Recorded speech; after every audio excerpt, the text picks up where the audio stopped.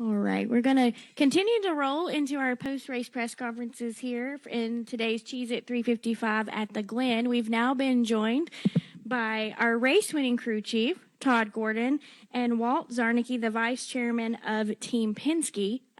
Todd, you were in here yesterday with Joey's NASCAR Xfinity Series win. In all honesty, did you expect to be here today? I thought we had a shot at it, but I don't know that I expected it. We've continued to evolve this program and road course racing in general. I think we put a concerted effort in Sonoma this year and saw the rewards of it, and we dug pretty hard at trying to make sure we had long run speed and showed off today. And I think we had enough speed to push the four into getting out of their fuel strategy. And Walt, for you, this is the first win for Team Penske here at Watkins Glen. Just talk a little bit about, Joey being able to come away with the win here today over the 4-car. Yeah, thank you. It means an awful lot to Team Penske. As you've heard, this was Team Penske's first Cup win at the Glen. I believe this is our winningest track in the whole history of our company, going back to the Trans Am and the Can-Am, the Nationwide and the Xfinity and the rest. A great run yesterday. So this is particularly meaningful for us to win here today in this race. And from a personal perspective, I also want to send my personal condolences because I had a close relationship with Michael Argetsinger. His father, Cameron, I met back in the Trans Am days, who built this racetrack and made it what it is.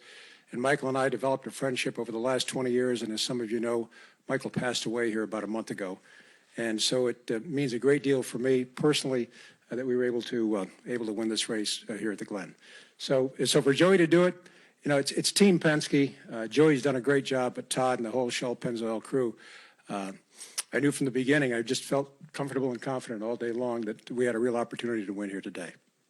And Todd, for you, Joey and the team were able to lock themselves into the chase early this year at Daytona, but coming to have the second win at this point in the season, just talk a little bit about how, that momentum can help you guys going into the chase here in a couple of weeks. Yeah, definitely felt that we executed well at Daytona to get that first win, and I thought as an organization we've executed well. We had a little speed to find in our race cars, and through the first third of the season, through the last probably 6 weeks, I feel like we've found some more speed. We've figured out where we're lacking a little, and we've had more speed, but we've had a lot of bridesmaid stresses here the last month with both Joey and Brad finishing second at several places. So good to get back to victory lane and build the momentum going forward into the chase because we've only got a few races left. Right. We'll go ahead and take questions for Todd and Walt. If you have one, please raise your hand and state your name and affiliation, and we'll start with Kyle.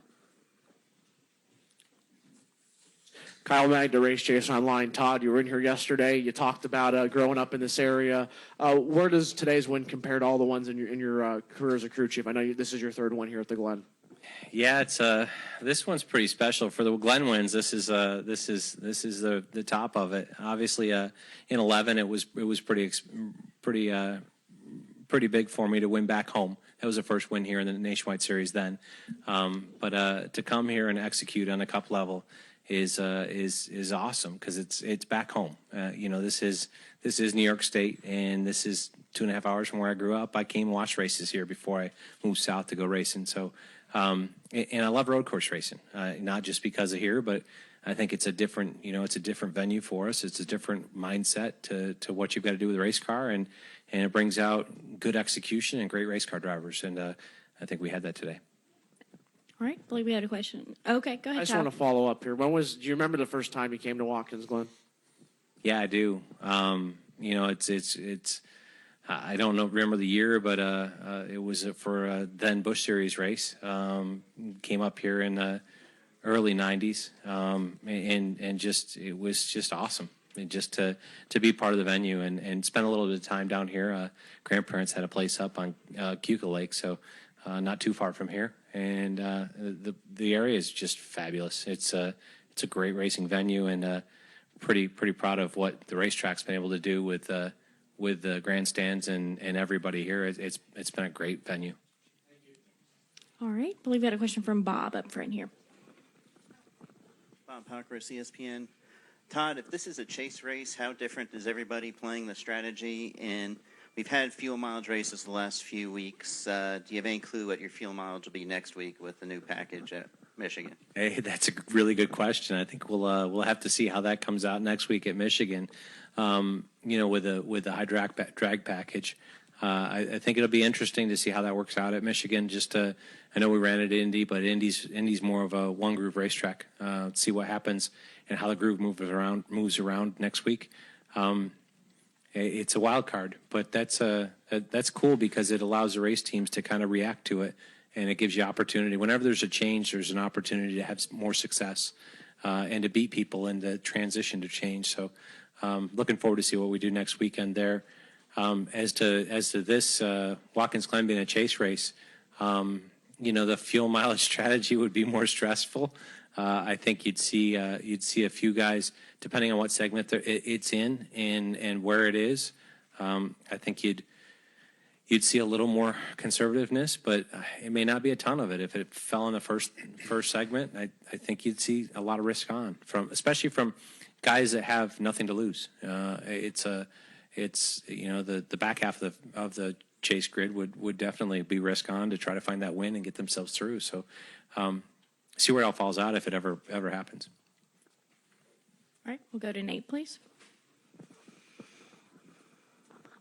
Nate Ryan, NBC Sports. Todd, following up on that, I don't know if you were aware, but Adam Stevens was having Kyle Busch save fuel in case of a green-white checkered finish. I take it that scenario never even occurred to you or mattered, I guess, because you guys are in the chase. Well, we're in different positions, and that's something Adam and I mean, Adam was Joey's engineer back when, so there's a good relationship there. Adam and I talked this week about last week. I told him, why'd you run me out of gas? So, if he just didn't push so hard, the two of us could have finished one too. But, it's last week, I think, was a hit to them. And their need is they've got multiple wins. They've been on fire, and their needs to be in the top 30. So when you talk about risk on of winning races and how you run your fuel strategy, theirs was to finish the race, and they ended up finishing second today. And I haven't looked at the sheet, but I would assume that put them locked in the top 30 at this point. And everybody has their own goals. So theirs is we execute, we put ourselves in the top 30, we're in the chase. And I think he did that correctly. I knew that they were in that boat. So we're in a different boat. And we could push the piece that I never told Joey to save fuel, because if we save fuel, then the 4, the 20, and the 42 ahead of us could be more aggressive on saving fuel. And if they did, the 4 would have made it. So we were full on. I listened to Rodney. Rodney was telling him when the 22 got to him, he had to push. So we had to get there as quick as we could to make them use up all they could. And fortunately, they were a third of a lap short. The 18 had been in your boat. I think it'd have been an interesting race if the 18's guaranteed in the top. If they're in the top 10 in points, I think it would have been an interesting race. We had strengths and weaknesses today, and I think people had different ones, but it'd be a great race, and that's how situations fall out. But as it was, I think there's a lot of strategy tied up, and there was a lot of suspense, because I was scratching my head wondering how the 4 car got that far, to be honest with you. So they made it almost, and I finished third today, but we did what we had to execution-wise to get back to them, to push them, to make sure that they couldn't save as much fuel as they needed to. All right, we've now been joined by our race winner, driver of the number 22 Shell Pennzoil for Joey Logano. And Joey, this is your second victory of the season. It's also the first time that we've ever had a driver sweep the NASCAR Xfinity Series race and the NASCAR Sprint Cup Series race here at Watkins Glen. So talk a little bit about, the end of the race, knowing the 4 car could potentially run out of fuel, but really what it means to be able to visit Victory Lane back-to-back 2 days in a row.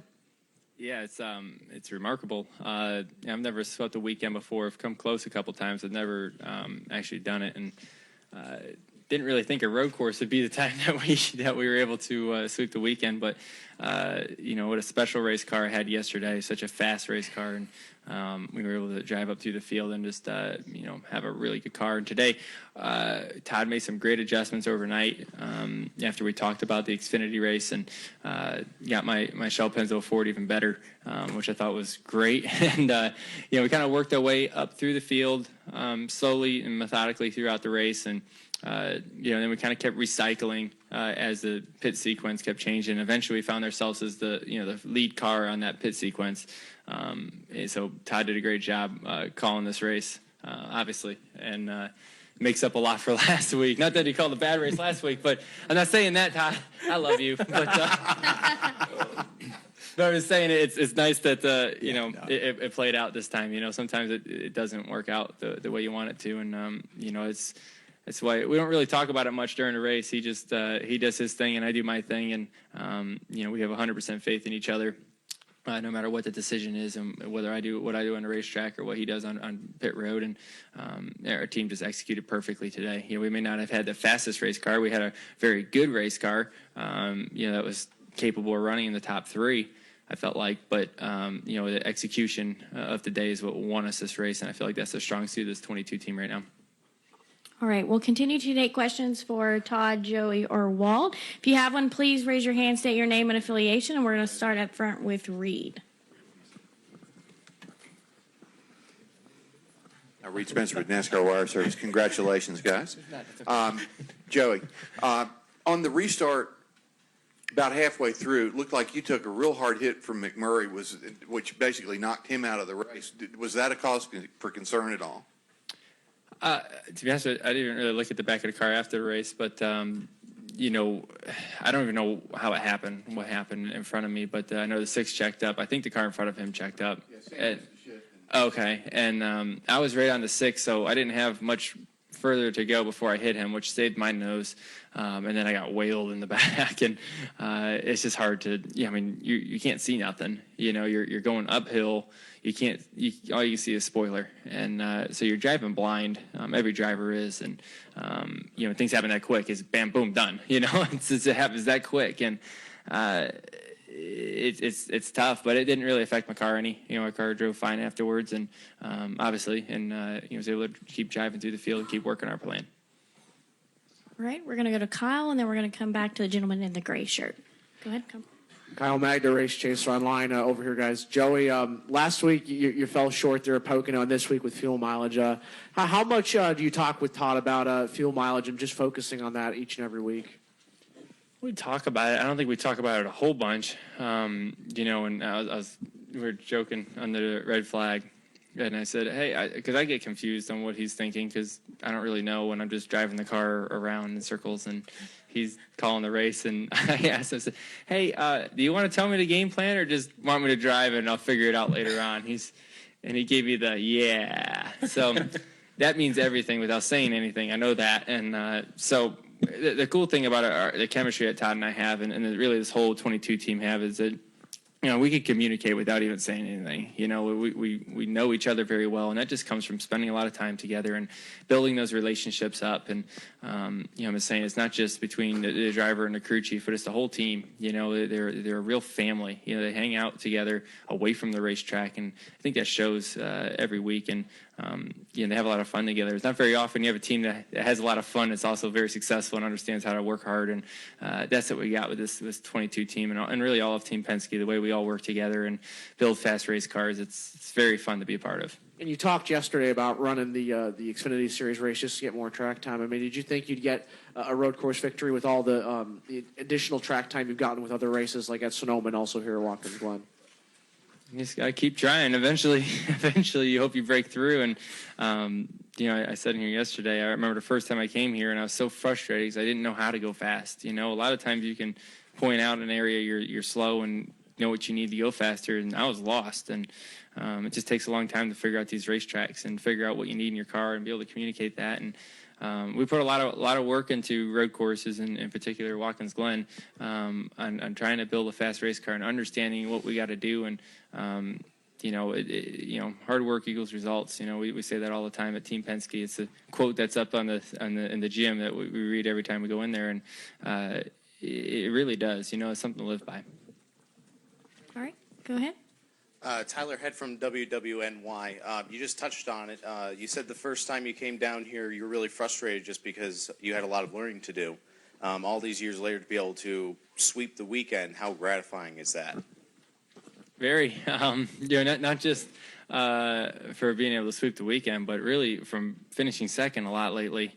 and now to see the checkered flag without a car in front of me for once felt really, really good.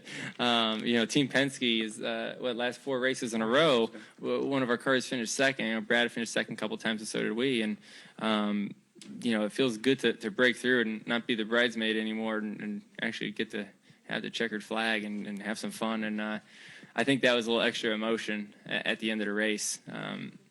Good thing this is a long track because I was going crazy inside the car for about a lap afterwards. So pretty cool.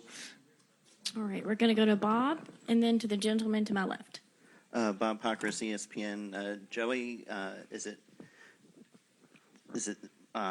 winning a fuel mileage race? I guess, can you compare the feeling of winning a fuel mileage race versus losing one, and just how losing sucks a lot more than winning. Yeah, well, I know that. But, I guess is it? I mean, just how stress. I mean, if you knew you were going to win a fuel mileage race 50% of the time, would it be fun to do? I mean, would it be with all the stress and trying to manage it, or is it frustrating even when you're winning it? 50%? I'd take winning 50% of the time anytime. To be honest with you, that'd be a hell of a record to be able to do that. And, to win a fuel mileage race, most of the time, you have to have a fast car as well. Most of the time. You have to be running up in the top 5. I think Matt was running 5th last week or something like that, maybe even closer to front when he won. That's not because, he had a fast race car. He didn't really luck into it. It's not like he was running 20th and he won the race. He had a fast car, he won the race. Today we had a top 3 car. We executed the plan, and we won the race. Coming down to these things at the end of the race, and you need a caution or you want it to go green, and whatever engine you're on, you just got to work the plan. And if it doesn't work out, oh, well, we swung the bat, and that's really the position that we're in right now. With where we are in points and with a win, we got to swing the bat. What do we got to lose? If we don't make it and we finish 30th, oh well. We tried to win the race. And we're fortunate to be able to race that way right now for the next few weeks. And today is fun to be on the know you have enough gas and be aggressive instead of being how much can you save and you think you saved enough. And I'm not really good when I'm on that end. I really have one speed, and it's just go, and Todd knows that, and it's hard for me to check up.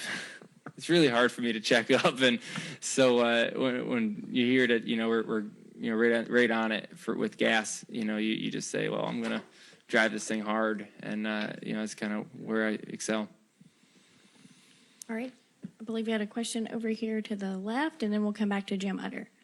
Steve Evans, Race Chaser Online, for Joey or Todd or both. Another year working together.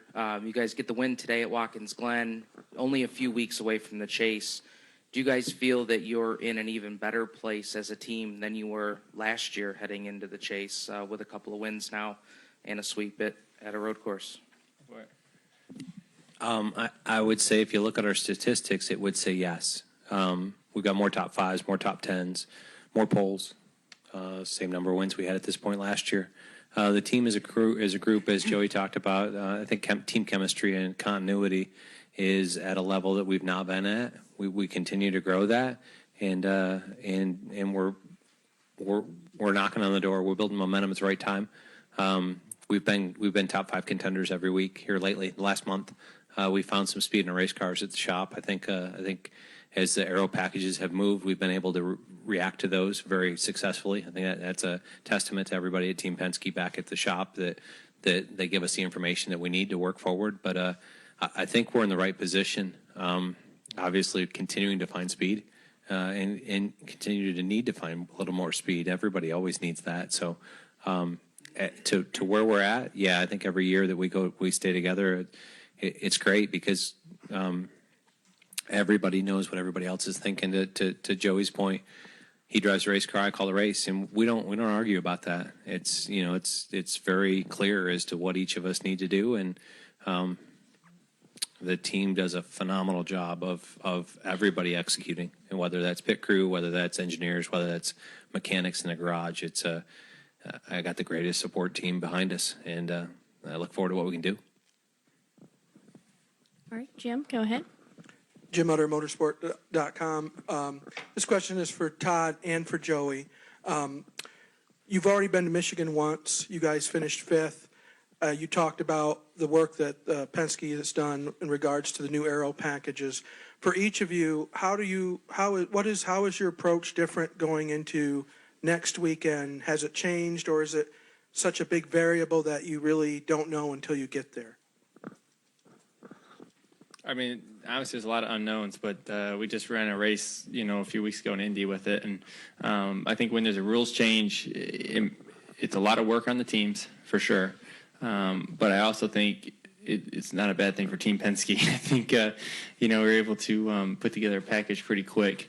A lot of times when there's a rules change, and we're able to take advantage of the opportunity that's lying there for us, and and that's just because of hard work and the tools we got and the way we know how to use them. And I'm proud of that. If there is a race, we're going to go there to win, and it's a unique, package, obviously. But, we got to do what we can to try to rack up some more wins. That's what it's all about. Just to what happens next week, I think to second his thought, it's an opportunity. See where it takes us and where it goes. But we've had a lot of speed at Michigan. That's our first win as a duo. So we've been good there. We've been competitive for wins. I think actually the spring race was probably one of our weakest, and we understand why. Looking forward to where the new aero package takes us going back there, because I think it plays into our hand. I think we understand a little bit about it, but I think it plays into some of the things that we like in our race cars, Joey and myself, just the Shell Pennzoil team. So I'm excited to get back there and see what happens, because we didn't run too bad at Indy with it. We just didn't quite get there. All right, we'll take our final question. Okay, we'll take two more. Go ahead in the back, and then we'll finish up. Jenna Cottrell, WGI. Joey, it's the first sweep here at Watkins Glen International, your first career sweep. Is it safe to say that you have a new favorite track? I was sitting here thinking, I was like, as soon as we figured out how to win here, they're going to tear the racetrack apart. That figures. Jeez. You get to dig it up, too. I know. Well, at least that's cool. I left some cool marks on it. Hopefully I can take a chunk of the racetrack where there's some donuts on it. But, I